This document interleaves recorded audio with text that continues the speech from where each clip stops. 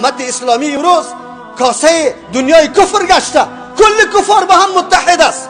زمانی که صدام از بین میره، عراق پاچایش از بین میبره، کسی نیست، بلکه طاغوتای وقت هم قطع از ما همکاری را اعلان میکنه به نام اسلام.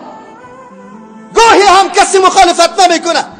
امروز میبینه حالات سوریه را، اطفال سوریه را میبینه. کدام مسلمان است کسی که خود مسلمان میگه که این جنایات حتی در رسانه یک مرتبه بدن برش نمیگه؟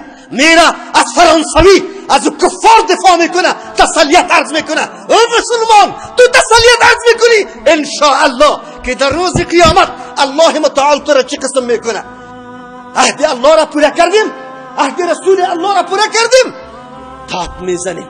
مسلمان هستیم. کدام نوع مسلمان؟ چه قسم مسلمان؟